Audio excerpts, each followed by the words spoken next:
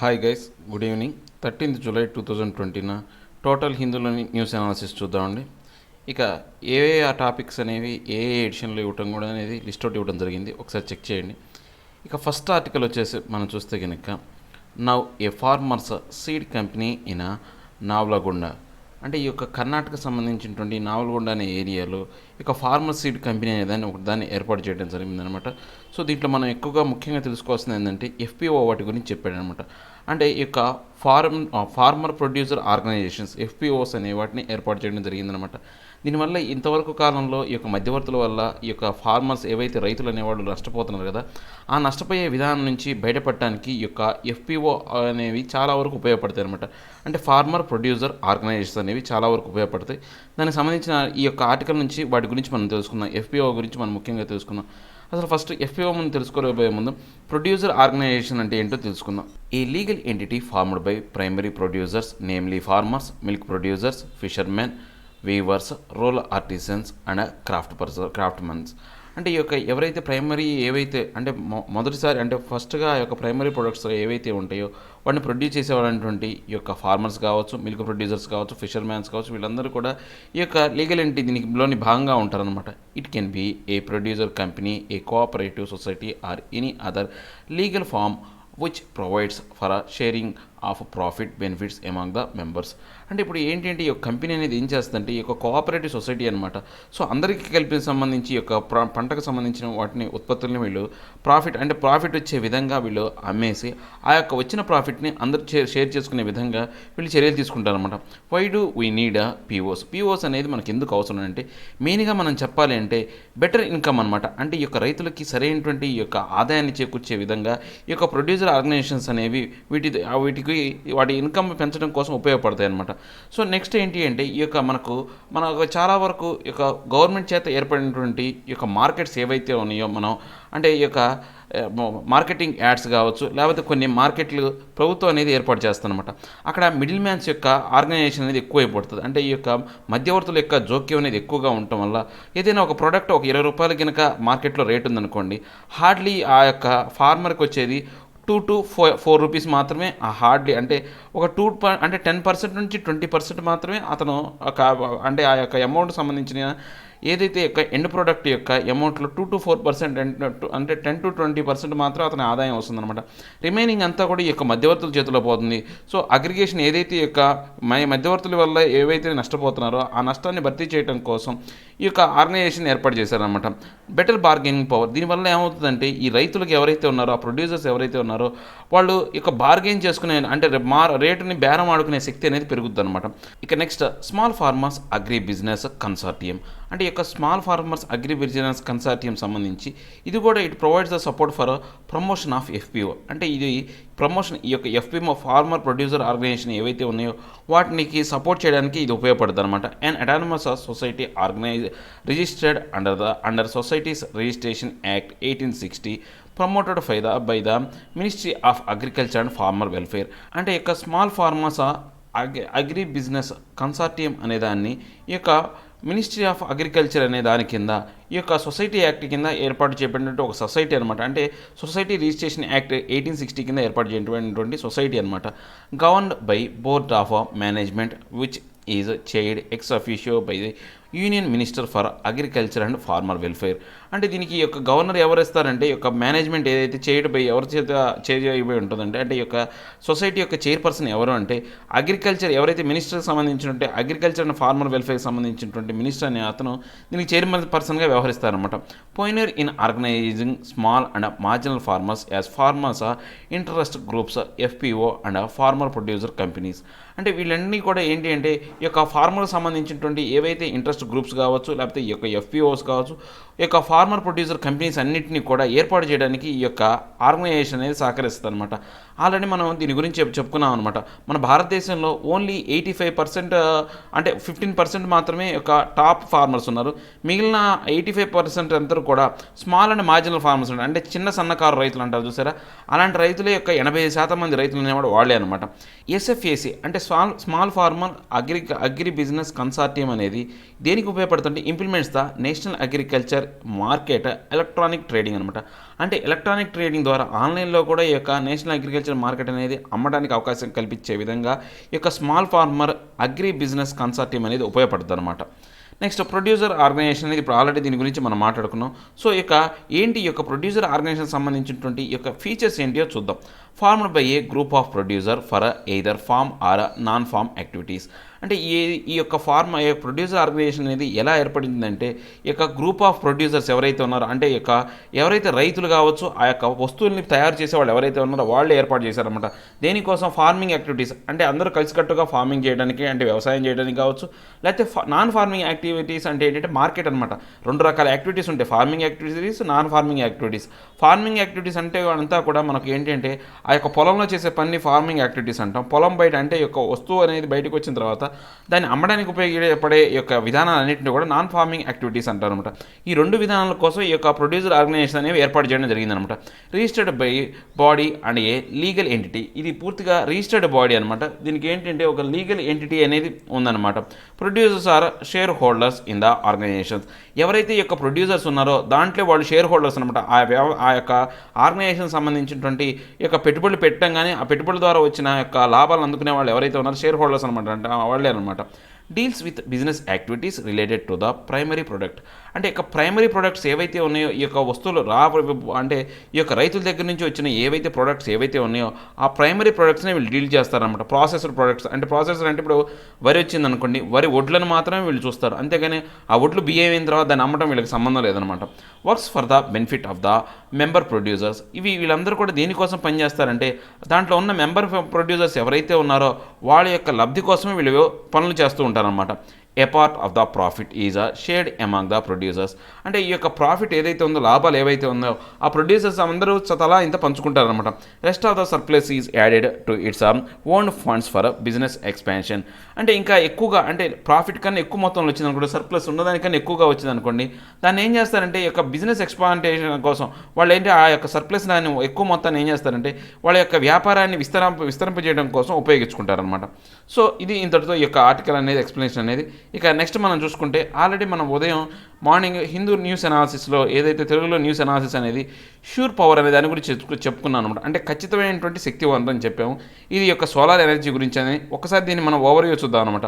అసలు ఈ యొక్క అంశం గురించి ఇప్పుడు ఎందుకు చెప్పాల్సి వచ్చిందంటే మధ్యప్రదేశ్లో జరిగినటువంటి రేవా యొక్క ఏదైతే సెటప్లో 750 మెగావాట్ కెపాసిటీకి సంబంధించినటువంటి ఈ యొక్క పవర్ ప్రాజెక్టు సంబంధించి ఇనాగ్రేషన్లో ప్రధానమంత్రి నరేంద్ర మోడీ శుక్రవారం దీన్ని ఇనాగ్రేట్ చేశారనమాట. అంటే మనం జూలై 10వ తారీఖున. సో దానికి సంబంధించిన మీటింగ్లో ఆయన మాట్లాడారు అనమాట.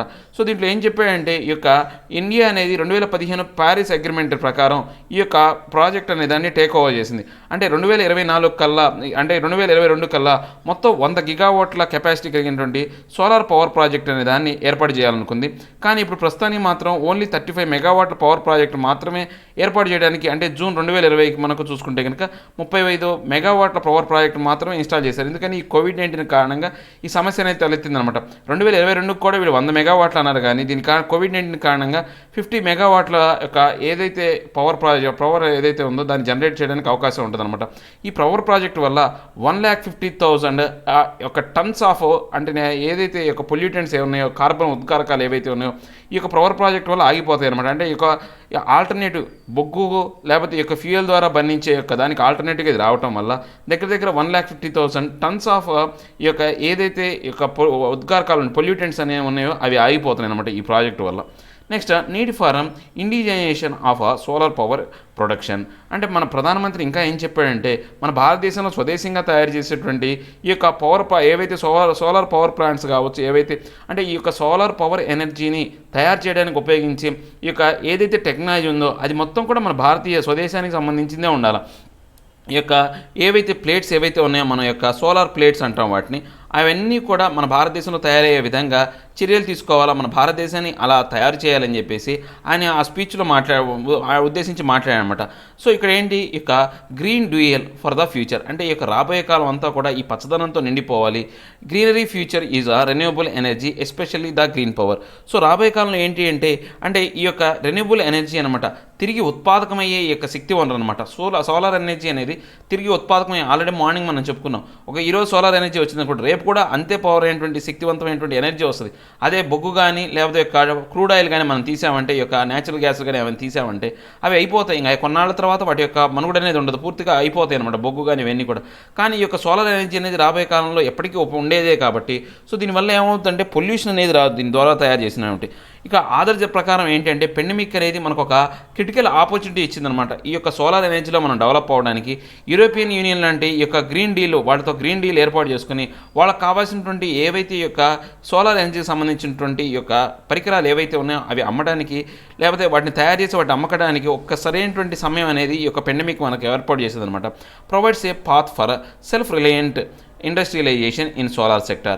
అంటే మన భారతదేశం అనేది స్వాలంబన, అంటే ఇండస్ట్రీల్లో స్వాలంబన, తనకే తానే ఎదిగే విధంగా అవకాశం తెచ్చే విధంగా ఉందన్నమాట. ఈ యొక్క యూరోపియన్ గ్రీన్ డీల్ ప్రకారం ఏంటంటే road map to EU countries to Boost the efficient use of sources by moving to A clean circular economy. అంటే ఏంటి అంటే వీళ్ళు యూరోపియన్ యూనియన్ కంట్రీస్ ఏవైతే ఉన్నాయో రాబోయే తరాల్లో ఒక క్లీన్ ఎనర్జీ కావాలనుకుంటున్నారు. క్లీన్ ఎనర్జీ అంటే పూర్తిగా పొల్యూషన్ రహితమైనటువంటి, పొల్యూషన్ కనుక లేకుండా ఏదైనా కానీ శక్తి వనరు తయారవుతుంటే దాన్ని క్లీన్ ఎనర్జీ అంటారనమాట. సో సర్క్యులర్ ఎకానమీ అంటే, ఈ యొక్క సర్క్యులర్ ఎకానమీ అంటే ఏంటంటే తిరిగి పునరావృతమయ్యే ఎకానమీ అనమాట. సో అలాంటి ఎకానమీ కోసం ఈ యొక్క క్లీన్ ఎనర్జీ అనేది అవసరం అనమాట. outlines some investments, need and financing tools available, and explain how to ensure a just and inclusive transition. అంటే ఈ యొక్క అవుట్లైన్ ఇన్వెస్ట్మెంట్స్ ఏవైతే ఉన్నాయో, ఏవైతే ఫైనాన్సింగ్ టూల్స్ కావచ్చు అవన్నీ కూడా అవైలబిలిటీలో ఉండే విధంగా, సో ఇంక్లూజివ్ ట్రాన్స్మిషన్ అంటే ఈ యొక్క ఎనర్జీ అనేది ట్రాన్స్మిట్ అయ్యే విధంగా చేయడానికి ఉపయోగపడే విధంగా వీళ్ళ యొక్క విధానం అనేది ఉండాలన్నమాట. నెక్స్ట్ ఇండియా అనే దానికి ఏం అవసరం కావాలి, ఇప్పుడు రాబోయే కాలంలో ఇండియా అనేది ఎలా తయారవ్వాలంటే ఇక ఫోటోవోల్టిక్ ఏవైతే ప్లేట్స్ ఏవైతే ఉన్నాయో క్వాలిటీ అనేవి ఈ గ్లోబల్ మార్కెట్లో పోటీ ఇచ్చే విధంగా అలాంటి మాడ్యూల్స్ అనేవి మన భారతదేశంలో తయారు చేసి అలాంటి వాటిని ఉత్పాదకంగా ఉపయోగించి డొమెస్టిక్ సోలార్ మ్యానుఫ్యాక్చరర్గా మన భారతదేశం అనేది ఎదగలగాలన్నమాట. సోలార్ సెల్ మాడ్యూల్స్ అనేవి ఇప్పటి వరకు మన భారతదేశంలో ఏదైతే ఈ పవర్ ప్రాజెక్ట్ కోసం తయారు చేశారు దాంట్లో 85% అనేది మనం చైనా మీద ఆధారపడాల్సి వచ్చిందనమాట. అంటే పూర్తిగా రిలయన్స్ అనేది చైనా మీద, రిలయన్స్ అంటే ఏంటంటే ఆధారపడటం అనమాట. Need aggressive official policy for supporting indigenized solar power production. అంటే ఇప్పుడు మనం స్వదేశంగా తయారయ్యేటువంటి ఈ యొక్క సోలార్ పవర్ ప్రొడక్షన్ అనేది మనం స్వతంత్రంగా మనమే తయారు చేసుకోవాలి. అంటే ఇతర దేశాల యొక్క జోక్యంతో పని లేకుండా, చైనా లాంటి వాళ్ళ దేశాల యొక్క సహాయం లేకుండా మనమే తయారవ్వాలా. ఇది ఒక డిఫెన్స్ విధానం లాగా, డిఫెన్స్లో ఎంత అంటే అభివృద్ధి అవ్వాలో అంత తొందరగా అభివృద్ధి అయ్యే విధంగా చర్యలు తీసుకోవాలని చెప్పేసి వీళ్ళు చెప్తున్నారన్నమాట. నెక్స్ట్ ఆధారిత లెక్క ప్రకారం ఏంటంటే చైనా అనేది ఒకప్పుడు ఎలా, మనం ఇందాక మార్నింగ్ ఉదయం ఆర్టికల్లో కూడా చెప్పుకున్నాం, 1990s చైనా అనేది ఎలా ఉంది అంటే అసలు చాలా ఇన్సిగ్నిఫికెంట్ అనమాట. అంటే ప్రాముఖ్యత లేని దేశంగా తయారైంది. కానీ ఇప్పుడు చూసుకుంటే ఈ యొక్క వర్చువల్గా డామినెన్స్ అనమాట. అంటే ప్రపంచంలో ఈ యొక్క సోలార్ ఎనర్జీలో డామినేటెడ్ కంట్రీగా తయారైంది. ఎలా తయారైంది అంటే వాళ్ళు పూర్తిగా ఈ యొక్క టెక్నాలజీని అభివృద్ధి చేసుకోవడం కోసం 2008-9 సమయంలో ఈ యొక్క టెక్నాలజీని ఉపయోగించుకొని పూర్తిగా వాళ్ళు రాబోయే కాలంలో సోలార్ ఎనర్జీ యొక్క ప్రాధాన్యత తెలుసుకొని ముందే దాని మీద వాళ్ళు ప్రయోగాలు చేశారన్నమాట. దానికి సంబంధించి వీళ్ళు పీవీ ఏవైతే ఈ యొక్క ఫోటోవోల్టిక్ ఏవైతే యొక్క పరికరాలు అనేవి, ఆ ప్లేట్స్ అనేవి తయారు చేయడం జరిగింది. అవి లో కాస్ట్లో వచ్చే విధంగా, ఈ యొక్క థర్డ్ వరల్డ్ కంట్రీస్లో వచ్చే విధంగా చేశారనమాట. సో ఈ యొక్క దాంతోపాటు ఏంటంటే ఈ యొక్క ఫోటోవోల్టిక్ ప్లేట్లు తయారు చేసుకోవాల్సినటువంటి పాలీసిలికాన్ అనే యొక్క మెటీరియల్ని కూడా వాళ్ళు ఇతర దేశాల నుంచి తయారు చేసుకొని వాళ్ళు థర్డ్ వరల్డ్ కంట్రీస్ అంటే బాగా వెనకబడినటువంటి దేశాల్లో పెట్టుబడులు పెట్టి మ్యానుఫ్యాక్చరింగ్ ఉపయోగపడే విధంగా వాళ్ళు డెవలప్ అయ్యారనమాట. సో ఈ యొక్క చైనీస్ అంటే డొమెస్టిక్ మార్కెట్ ఎలాగా వాళ్ళు అభివృద్ధి చెందారో అలాగే మన భారతదేశం కూడా వాళ్ళు ఎలా ప్రమోట్ చేశారో అలాగే మన భారతదేశం కూడా సరైనటువంటి విధానం ద్వారా వెళ్తే కనుక ఈ యొక్క ఏదైతే మనం అనుకుంటున్నామో ప్రపంచంలోనే ఈ యొక్క సోలార్ ఎనర్జీకి సంబంధించినటువంటి గ్లోబల్ లీడర్ అవ్వాలనుకునే అంశంలో మనం ఖచ్చితంగా ఉండగలమని మార్నింగ్ ఆల్రెడీ చెప్పాం, ఇప్పుడు కూడా అదే చెప్పారు. Call for the strategic shift of policies in India.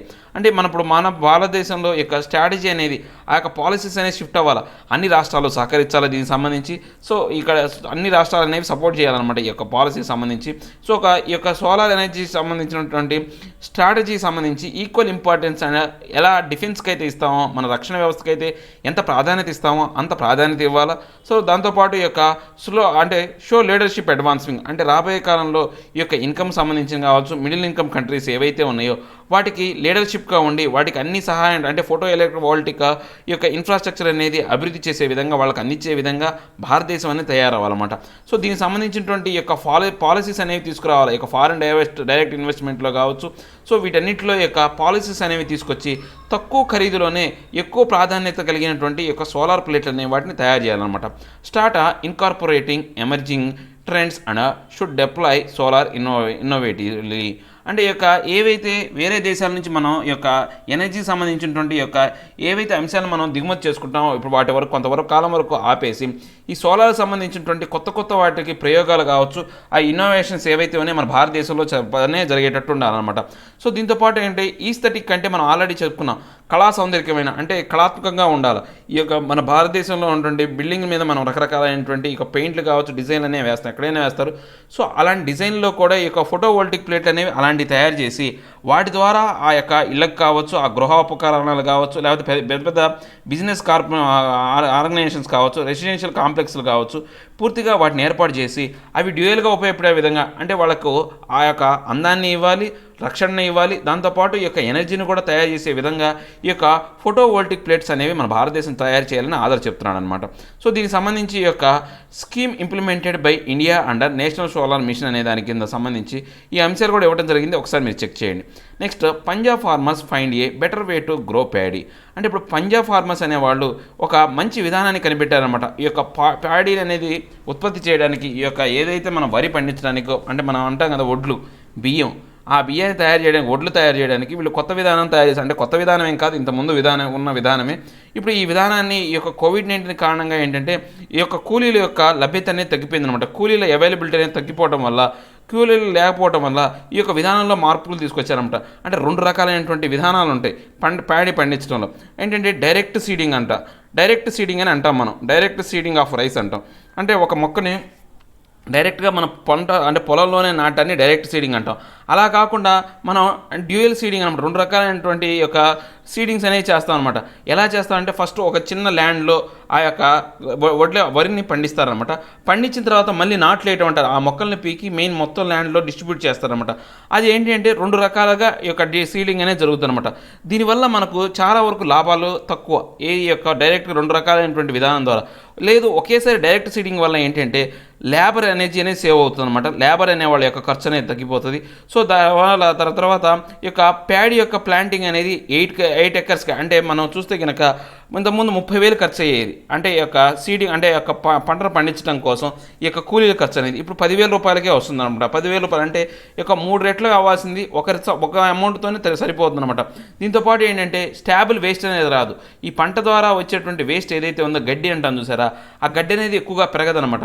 గడ్డి పెరగపోవడం వల్ల భారతదేశానికి ఉపయోగం ఏంటంటే ఈ యొక్క పంజాబ్ రాష్ట్రంలో ఈ పెరిగిన గడ్డిని ఏం చేస్తారంటే పంట పండిన తర్వాత దాన్ని తగలబెడతారు. ఆ తగలబెట్టిన యొక్క వేస్ట్ అంతా ఆ పొగ అంతా కూడా ఢిల్లీకి వెళ్ళి ఆ ఢిల్లీ యొక్క పరిసర ప్రాంతాలను చుట్టేసి ఢిల్లీలో ఈ యొక్క కాలుష్య కోరలు చిక్కుపోవడానికి ప్రధానటువంటి కారణం అయిందనమాట.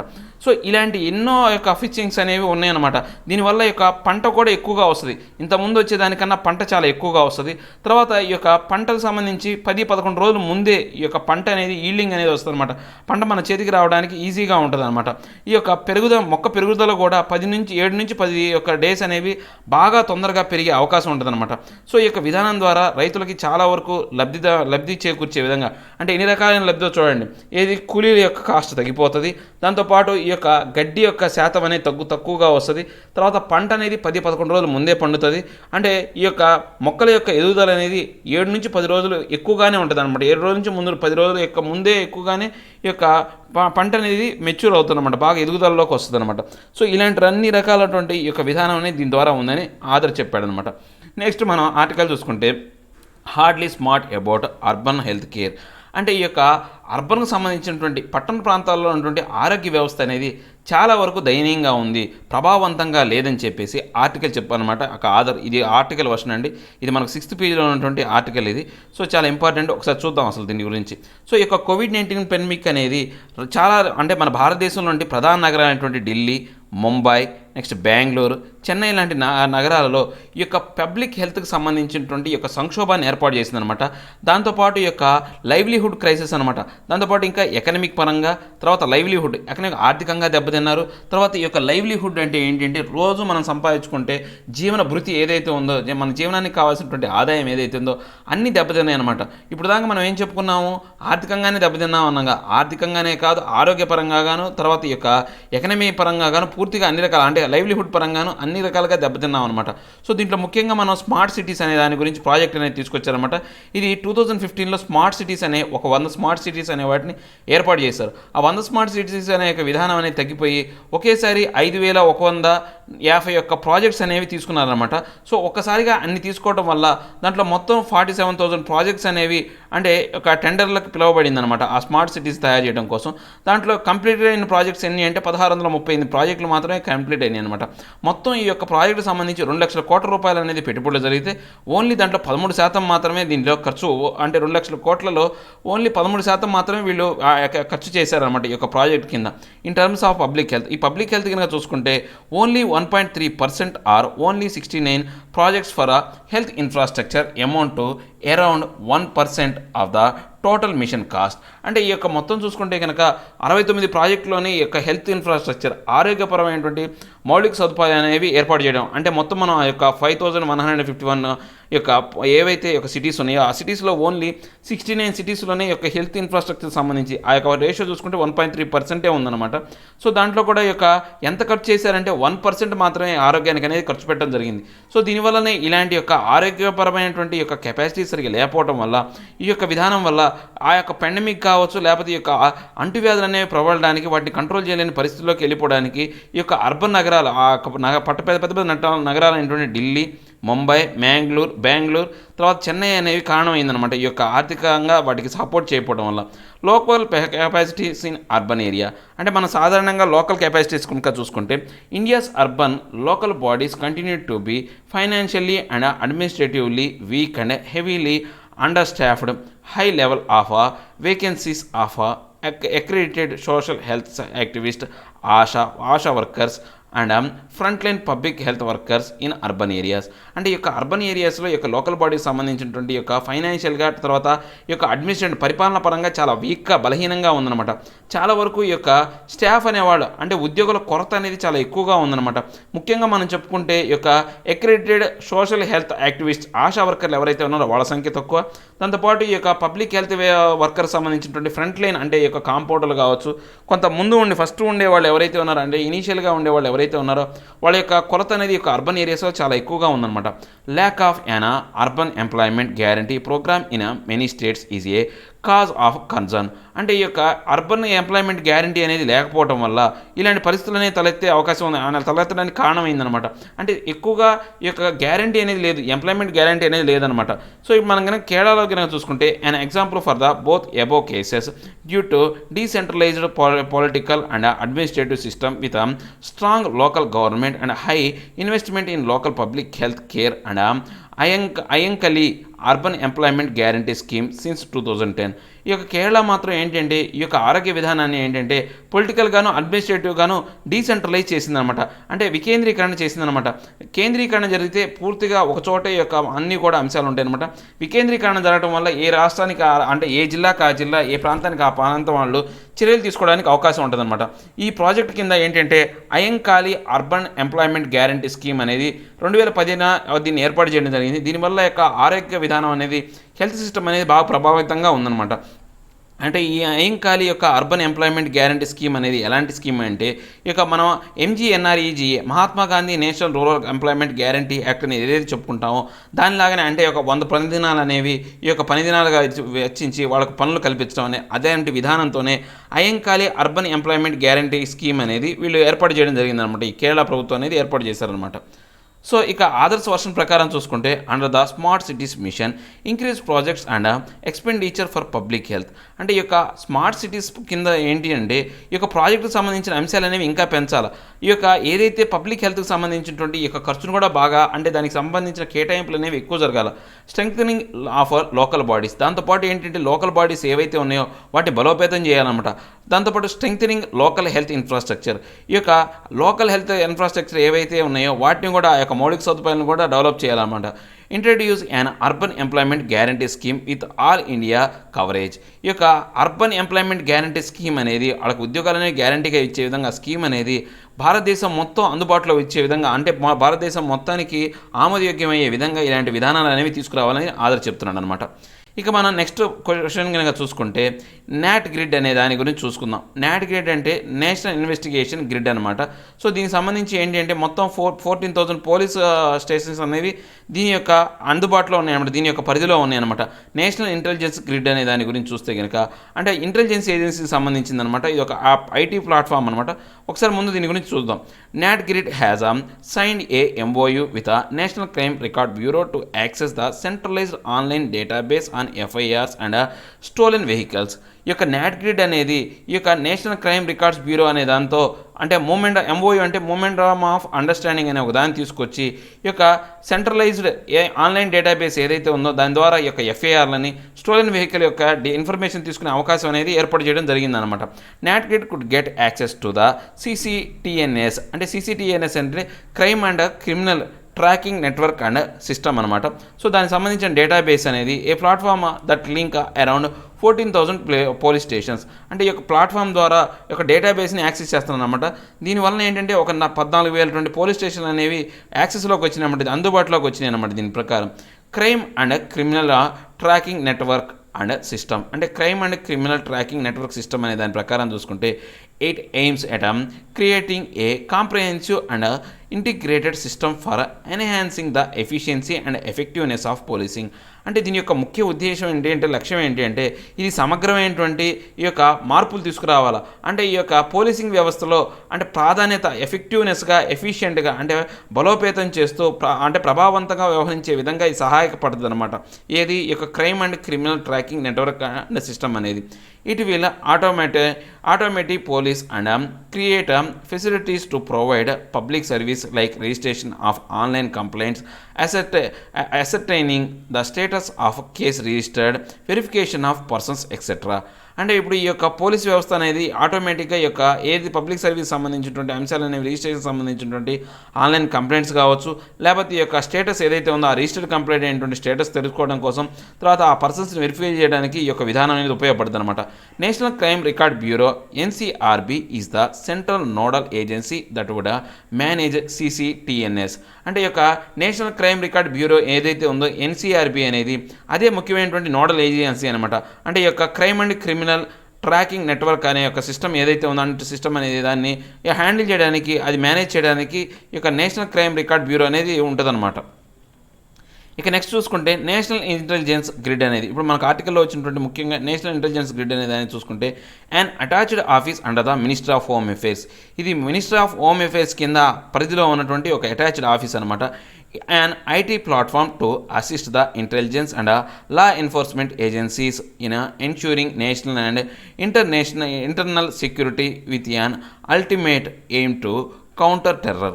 అంటే ఈ యొక్క ప్లాట్ఫామ్ అనేది ఐటీ ప్లాట్ఫామ్ ఉపయోగించి వీళ్ళు ఏంటంటే ఇంటర్నల్ సెక్యూరిటీ నేషనల్ సెక్యూరిటీని దృష్టిలో పెట్టుకొని ఏదైతే ఈ యొక్క టెర్రరిజానికి వ్యతిరేకంగా పోరాడడానికి ఇది యొక్క నేషనల్ ఇంటెలిజెన్స్ గ్రిడ్ అనేది ఉపయోగపడుతుంది అనమాట. Not Git connects and approved user agencies such as security law enforcement agencies with designated data provides such as airlines, banks, SEBI, railways, telecom etcetera. ఈ యొక్క నాట్గిట్ అనేది భారతదేశంలో ఉన్నటువంటి కొన్ని సెక్యూరిటీ ఏజెన్సీస్, లా ఏజెన్సీస్ ఏవైతే ఉన్నాయో సెక్యూరిటీ అండ్ లా ఏజెన్సీస్ వాటితో కలిసి పనిచేసి వీటికి సంబంధించినటువంటి ఇన్ఫర్మేషన్ ఏవైతే ఉన్నాయో ఎయిర్లైన్స్కి, బ్యాంక్స్కి, సెబీకి, తర్వాత రైల్వే టెలికామ్ సంబంధించినటువంటి ఇన్ఫర్మేషన్ అనేవి తెలుసుకుంటుంది అనమాట.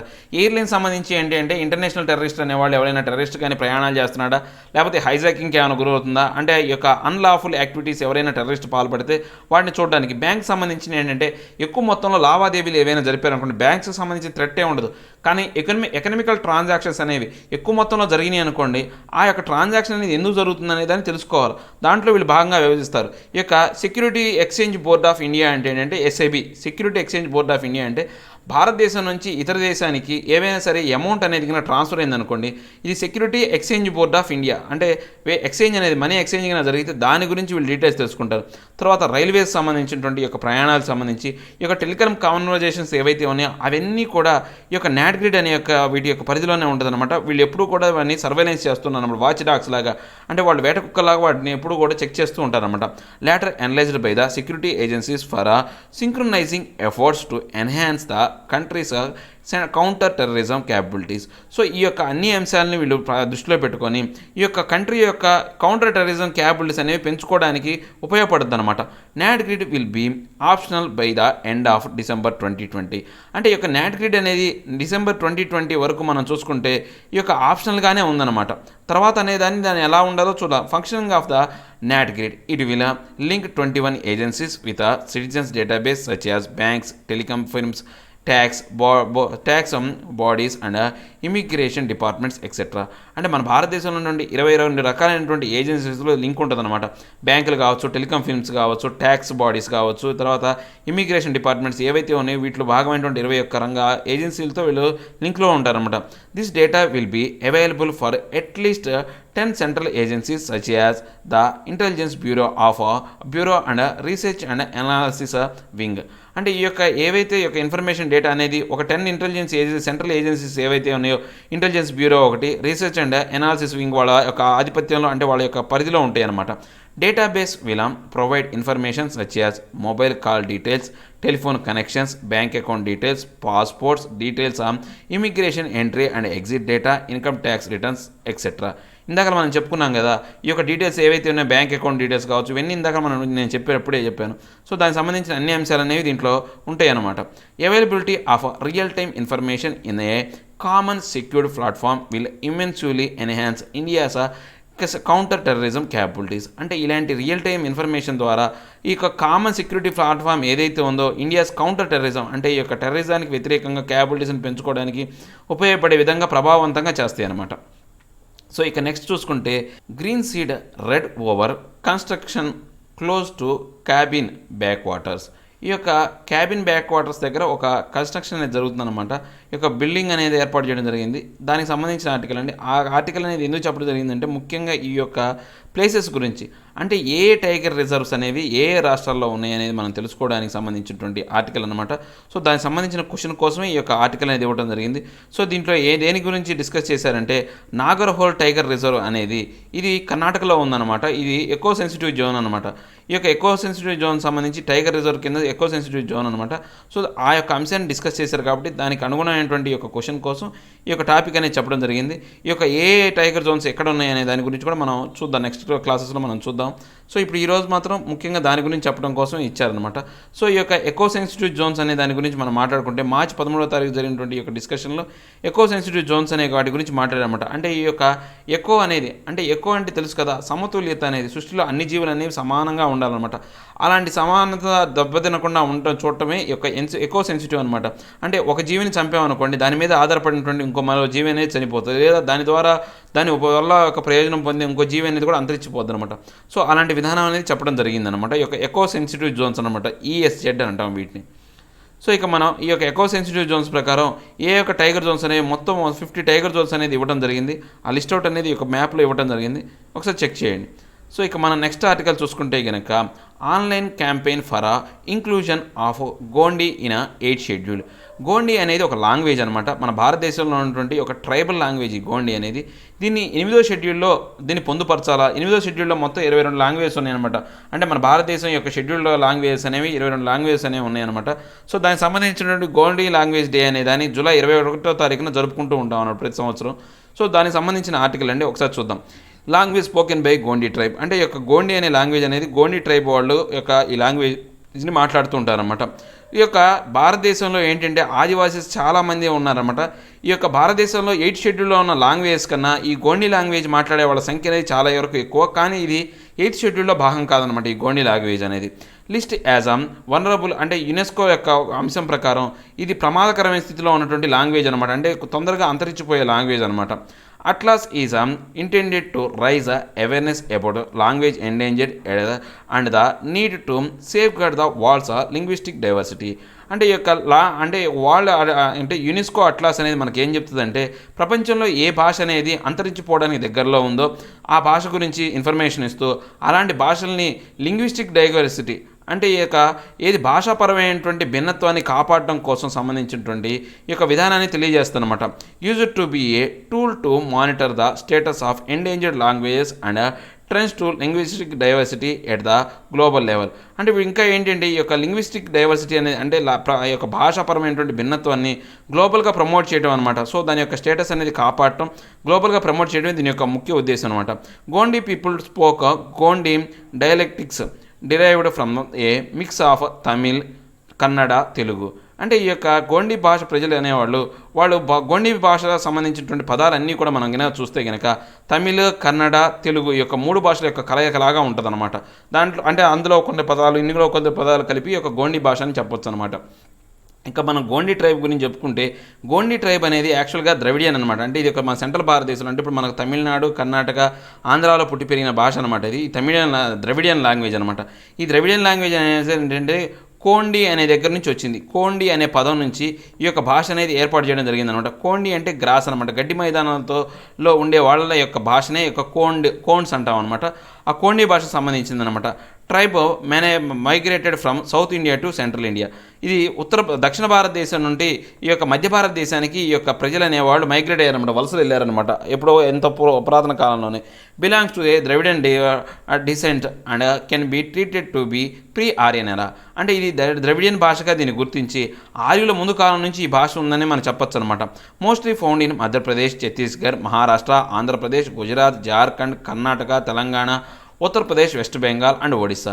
అంటే ఈ యొక్క మధ్య భారతదేశం అయినటువంటి మధ్యప్రదేశ్, ఛత్తీస్గఢ్, మహారాష్ట్ర, ఆంధ్రప్రదేశ్, తర్వాత గుజరాత్, జార్ఖండ్, కర్ణాటక, తెలంగాణ, ఉత్తరప్రదేశ్, వెస్ట్ బెంగాల్, ఒడిస్సా లాంటి రాష్ట్రాల్లో ఎక్కువ మంది ప్రజలు ఉన్నారన్నమాట. Gondi tribe is listed as scheduled tribe in all the states. అంటే ఈ యొక్క అన్ని రాష్ట్రాల్లో కూడా ఈ యొక్క గోండి ట్రైబ్ని ఏమని చెప్తారు అంటే షెడ్యూల్ ట్రైబ్గా ఎస్టీ కింద దీన్ని దీన్ని గుర్తించారన్నమాట.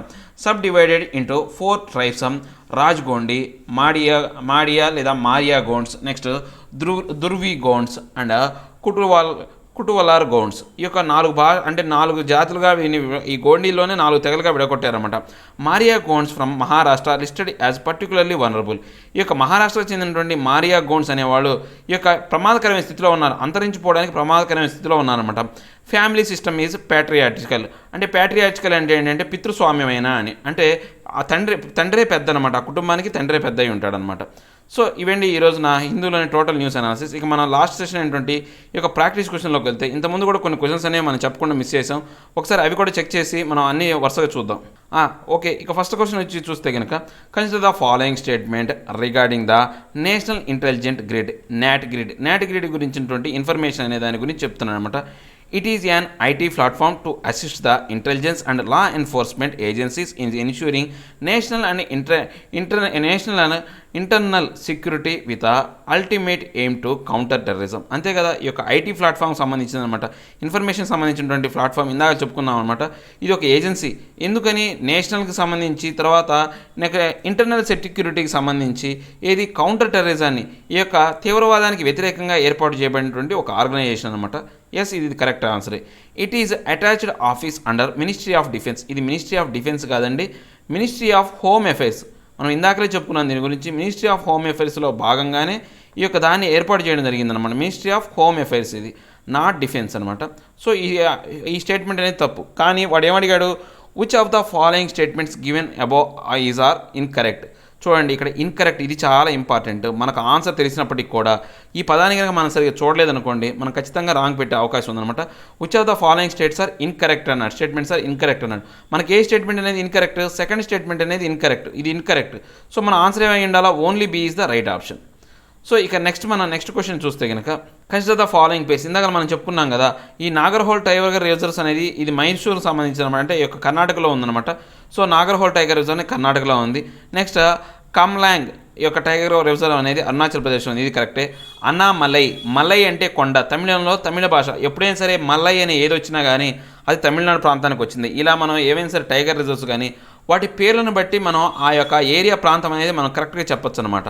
ఆ పేర్లు బట్టి మనకు ఆ పేరును మనం గినక తెలుసుకుందాం అనుకో, name style of the name బట్టి మనం ఏం చేయొచ్చు అంటే అది ఏ ప్రాంతానికి చెందిందో మనం ఒక గెస్ చేయొచ్చు. అంటే అది కరెక్ట్గా మనం తెలియపోయినా కానీ ఆ నేమ్ని బట్టి మనం గెస్ చేయొచ్చు అనమాట. ఈ యొక్క మలై అంటే ఏంటంటే మీనింగ్ ఏంటంటే కొండ. సో తమిళనాడులో మలై అంటే ఏంటంటే కొండ అనమాట. మనం కొండని మనం ఎలా అంటే వాళ్ళు మలై అంటారనమాట. వాళ్ళు అందుకే తిరుమలై అంటే తిరు అనేది కూడా మనం చూస్తే కనుక తమిళనాడు భాష, తిరుమలై అంటే తిరుమల కొండ అని వాళ్ళ పేరు అనమాట. అది ఆ తిరు అంటే ఆ యొక్క వెంకటేశ్వర స్వామిని పిలిచే పేరు, ఆ తిరుమల అనే పేరు అని చెప్తే కనుక కరెక్ట్గా అది తమిళనాడుకు సంబంధించిన నేమ్ అనమాట. సో దీని ప్రకారం ఏంటంటే ఈ 3 స్టేట్మెంట్స్ కరెక్టే, ఏ పేరు అనేది కరెక్ట్ అన్నాడు, ఎబో కరెక్ట్ అన్నాడు. సో 3 కరెక్టే కాబట్టి 1, 2 and 3 అనేది కరెక్ట్. సో ఇక మన నెక్స్ట్ క్వశ్చన్ చూసుకుంటే ఈ ఆల్రెడీ ఇప్పుడు మనం చూస్తుంది 1, 2 and 3 అనేది రైట్ ఆప్షన్. సో ఇక నెక్స్ట్ క్వశ్చన్ చూసుకుంటే with reference to the Gond tribe consider the following statements. So ఇది ఒక గోండ్ ట్రైబ్ సంబంధించినటువంటి ఫాలోయింగ్ స్టేట్మెంట్స్ ఏమో చెప్పమంటున్నాడు. So they belongs to the Dravidian descents, అంటే ఇక్కడ ద్రవిడులకు సంబంధించినటువంటి వాళ్ళ సంతతికి చెందిన వాళ్ళు. కరెక్టే కదా, మనం ఇందాక చెప్పుకున్నాం. Gond the language spoken by these tribe is listed 8th schedule of the Indian constitution. అసలు 8th schedule of the Indian కాన్స్టిట్యూషన్లో ఈ యొక్క లాంగ్వేజ్ అనేది ఉందన్నాడు. ఇది లేదనే ఇప్పుడు గొడవ చేస్తున్నారు. ఆ 8th షెడ్యూల్లో ఆ లాంగ్వేజ్ని ఏర్పాటు చేయాలని చెప్పేసి ఇప్పుడు ఈ యొక్క ఆర్టికల్ సంబంధించింది. సో ఇది wrong option. They are almost found in north eastern states. North eastern states కాదండి, వీళ్ళు యాక్చువల్గా సౌత్ ఇండియాలో ఉండేవాళ్ళు. తర్వాత వీళ్ళు సెంట్రల్ ఇండియాకి మైగ్రేట్ అయ్యారు. సో సెంట్రల్ ఇండియాలో ఉన్నారు కానీ నార్త్ ఈస్టర్న్ స్టేట్లో లేదు. నార్త్ ఈస్టర్న్ స్టేట్స్ అంటే మనకు తెలుసు కదా, మనకు త్రిపుర, నాగాల్యాండ్ అవన్నీ కూడా వస్తాయి. ఆ మూల దేశాలు ఏవైతే ఉన్నాయో చైనాకి, బంగ్లాదేశ్కి ఆ మధ్యలో ఉన్నటువంటి ఈ యొక్క ప్రాంతాన్ని అంతా కూడా నార్త్ ఈస్టర్న్ స్టేట్స్ అంటాం అనమాట. సో ఇప్పుడు మనం కనుక చూసుకుంటే which of the following statements are correct అని అడిగాడు వాడు. So only 1 is the correct option. ఇక నెక్స్ట్ క్వశ్చన్ కనుక చూసుకుంటే consider the following statement regarding small farmer agri business consortium. అంటే ఈ యొక్క కన్సార్టియం స్మాల్ ఫార్మర్స్ ఇందాక చెప్పుకున్నాం కదా, SFAC అనే దాని గురించి మనం చెప్పుకున్నాం కదా. సో దాని ప్రకారం చూసుకుంటే it is a pioneer in organizing small and marginal farmers as farmers interest group and farmer producer company for endowing them with bargaining power and economies of scale.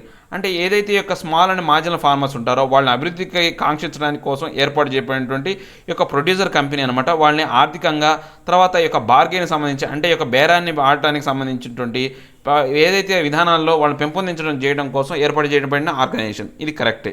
The board of management of SFAC is chaired ex officio by union minister of food and processing కాదండి, agriculture సంబంధించినటువంటి ఏదైతే సంబంధించినటువంటి agriculture మినిస్ట్రీకి సంబంధించింది. So ఇది wrong option. So ఇది second one is the wrong. It implements national agriculture market electronic trading eNAM platform. ఇది కరెక్టే కదా, ఈనామ్ ప్లాట్ఫామ్స్ అనేదాన్ని ఇది మెయింటైన్ చేస్తాను అనమాట. ఇక్కడ ఏమన్నాడు, which of the following statements are above are incorrect అన్నాడు. సో ఇన్కరెక్ట్ ఏది 2 కాబట్టి only 2 is the right option.